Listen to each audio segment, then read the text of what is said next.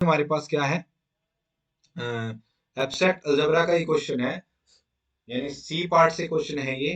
ठीक है, 4.75 मार्क्स का। ठीक है, बहुत आसान आसान से क्वेश्चन पूछ रखे हैं। The statement of the question is, suppose R be a ring with unity such that r square is equal to r for all r belong to r, then which of the following are true। ठीक है, r true बोला है क्योंकि यहाँ पे is भी हो सकता है। ठीक है, is r true।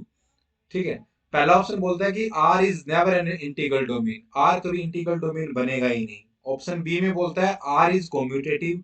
Option C में बोलता है कि r is equal to minus r for all r belongs to r। Option D में बोलता है every non zero prime ideal is maximal ideal in this ring R. ठीक है, अब देखो इसको बच्चे इसका सोल्यूशन करते हैं, वी विल प्रूव करेंगे। तो सबसे पहले ऑप्शन ए में आते हैं। ऑप्शन ए में क्या बोलता है कि, अब देखो यहाँ से पहले स्टेटमेंट में आते हैं, क्या बोलता है, R is a C R U commutative ring. Commutative नहीं दे रखा है, रिंग विद यूनिटी है, रिंग विद यूनिटी है, R square is equal to R है, यानी कोई भी एलिमेंट अगर आप आर का लोगे उसका स्क्वायर करोगे तो वो उसके इक्वल आ जाएगा। और इस टाइप की रिंग को हम बुलियन रिंग बोलते हैं, यानी बुलियन रिंग पे क्वेश्चन है। अगर आप यहाँ पे बुलियन रिंग की प्रॉपर्टी जानते हो तो आप directly A B C D में से करेक्ट ऑप्शंस को करेक्ट कर सकते हो, चूज कर सकते हो। अदरवाइज आपको इसको यहाँ पे एग्जाम में सोल्व करके देखना होगा। देखिए देखिए, अब देखो यहाँ से अगर मैं Z2 ले लेता हूँ, ठीक है, Z2 है, इसके अंदर 0 और 1 दो ही एलिमेंट है, दो एलिमेंट है, ये हमेशा क्या होती है, एक, ठीक है, बुलियन रिंग होती है। क्यों होती है, क्योंकि 0 का स्क्वायर करोगे 0 आ जाएगा, 1 का स्क्वायर करोगे 1 आ जाएगा, इसको प्रॉपर्टी सेटिस्फाई करती है।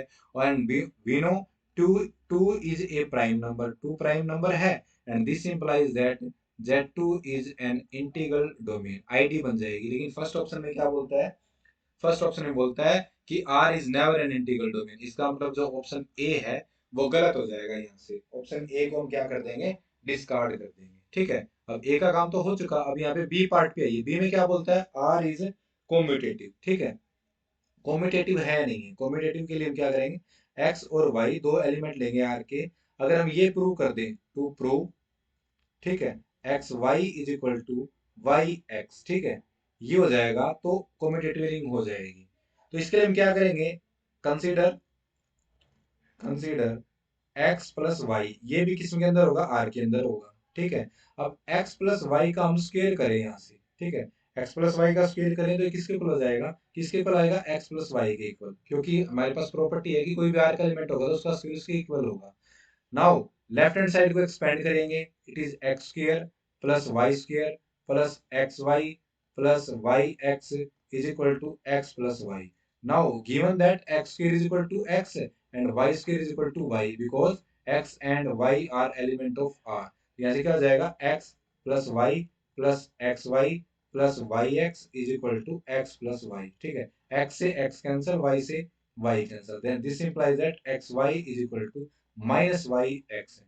अब देखो यहाँ से देखो बुलियन रिंग है, और बुलियन रिंग की जो कैरेक्टरिस्टिक्स होती है वो ऑलवेज कितनी होती है, 2 होती है। ठीक है, बिकॉज ऑफ दिस कंडीशन। ठीक है, जिसको नहीं पता कैरेक्टरिस्टिक्स 2 कैसे आई, वो यहाँ से देख लीजिए। देखो अगर ये हो गया यहाँ से x y is equal to minus y x, तो यहाँ से हम इसको ऐसे लिख सकते हैं कि r is equal to minus r, यानी थर्ड ऑप्शन भी इसके अंदर ही हो जाएगा। कैरेक्टरिस्टिक्स 2 कैसे आई, ठीक है, 2 इसलिए आई, देखो मान लो मैंने ये ले लिया आर प्लस आर का स्क्वायर, ठीक है, किसके इक्वल आना चाहिए, आर प्लस आर के इक्वल आना चाहिए। दिस इंप्लाइज दैट, इसको एक्सपेंड कर दीजिए, ये हो जाएगा r square plus 2 r square is equal to r plus r. अब आर स्क्वायर किसके इक्वल है, आर के इक्वल है, तो हो जाएगा r plus 2 r square is equal to r plus r, r से are cancel, and this implies that 2 r square is equal to 0, और आर स्क्वायर दोबारा आर के इक्वल है तो 2 r is equal to 0, and this implies that 2 is characteristics of,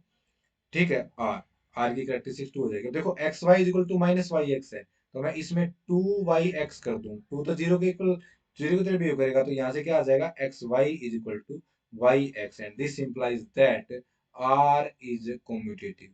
जो हमारे पास ring है वो क्या हो जाएगी, कॉम्यूटेटिव रिंग हो जाएगी, यानी ऑप्शन बी है वो क्या हो जाएगा, ट्रू हो जाएगा, और ऑप्शन सी भी ट्रू हो गया। ठीक है, अगर कॉम्यूटेटिव है तो यहाँ से आर स्क्वायर आर के इक्वल है तो आर माइनस आर के इक्वल हो जाएगा for all r belongs to are.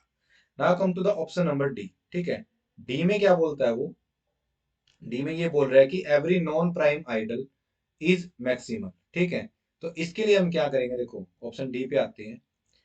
यहां से रिंग है, हमने कोई इसका प्राइम आइडल ले लिया, इसको हमने पी बोल दिया। अब जो आर अपॉन पी है उसके एलिमेंट किस टाइप के होंगे, वो एलिमेंट होंगे ए प्लस पी टाइप के होंगे। ठीक है, और ए प्लस पी को हम ए स्केयर प्लस पी भी लिख सकते हैं, क्योंकि ए स्केयर किसके इक्वल है, ए के इक्वल है। और यहां से हम इसको ऐसे भी लिख सकते हैं, this implies that a square minus a plus p. इसको हम ऐसे भी लिख सकते हैं, a into one, a minus one plus p belongs to R upon P. और यहां से देखो, अब ये इसका एलिमेंट है, this implies that either, because P is a prime idol, either P belongs to P या A minus one belongs to P। अगर A minus one belongs to P है तो A is equal to या तो zero होगा या one होगा। यानी R अपॉन P है, ये हमेशा किसके आइसोमॉर्फिक होगा, Z2 के आइसोमॉर्फिक है। इसके अंदर दो ही एलिमेंट होंगे Z2, और Z2 हमारे पास क्या होती है, एक इंटीग्रल डोमेन होती है। अगर ये इंटीग्रल डोमेन है तो P prime ideal maximal ideal दोनों हो जाएंगे। इसका मतलब जो इस फील्ड भी होती है तो पी क्या हो जाएगा, मैक्सिमल आइडल भी होगा ऑलवेज। इसका मतलब जो डी ऑप्शन है वो ऑलवेज क्या होगा, करेक्ट होगा। यानी इसका जो आंसर बनेंगे वो बनेंगे बी सी एंड डी। ठीक है, यानी जो पहला ऑप्शन है इसका वो ही डिस्कार्ड होगा, अदरवाइज तीनों ऑप्शन क्या होंगे इसके, ट्रू होंगे। ठीक है।